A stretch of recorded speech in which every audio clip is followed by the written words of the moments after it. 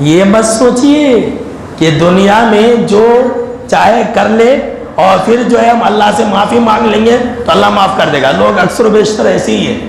لوگ کیا سمجھتے ہیں؟ جو کرنا ہے کرو، جس کو دھوکہ دینا ہے دو، جس کو ستانا ہے ستاؤ، جس کا فراڈ کرنا ہے کر لو، لیکن ہم نماز پڑھ لیں گے دعا کر لیں گے تو معاف ہو جائے گا. ایسا مت سوچو. لوگوں کو چکر دینے سے، خانہ کعبہ کا چکر لگانے سے معاف نہیں ہو جائے گا. وہاں انصاف ہوگا. کسی کے ساتھ ظلم نہیں کیا جائے گا. جانوروں تک کے درمیان میں اللہ انصاف کرے گا.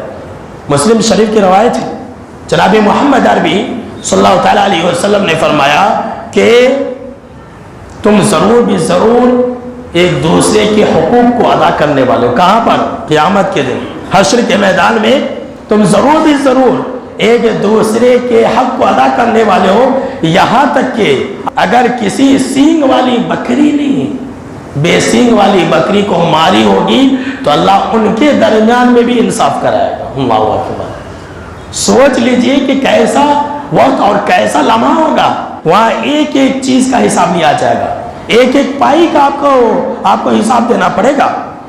اسی لیے جناب محمد عربی صلی اللہ تعالیٰ علیہ وسلم نے فرمایا کہ اے لوگوں، اگر تمہارا ایک دوسرے کے اوپر کسی کا کچھ بھی حق ہے، اگر کسی نے کسی کے اوپر ظلم کیا ہے تو وہ انسان آج ہی اس کو رفع دفع کر لے، اس سے پہلے کہ وہ دن آ جائے جس دن رفع دفع کرنے کے لیے اور معاملہ کو ختم کرنے کے لیے دینار اور درہم نہیں ہوں گے، روپے پیسے نہیں ہوں گے. جی ہاں، سن لیجئے.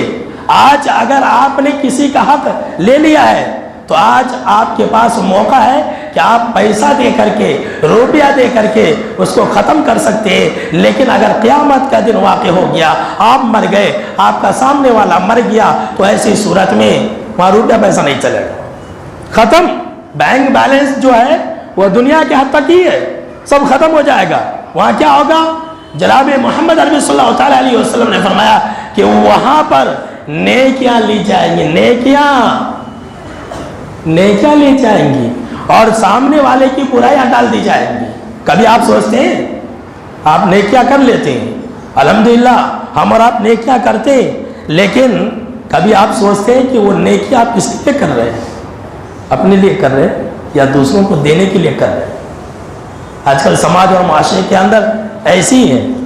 کہتے ہیں کہ امام حسن بصری رحمۃ اللہ علیہ کے بارے میں غالباً قول ہے، بہت پہلے میں نے پڑھا تھا، کہ ایک آدمی ان کو آ کے کہتا کہ فلاں آدمی نے آپ کی غیبت کی ہے.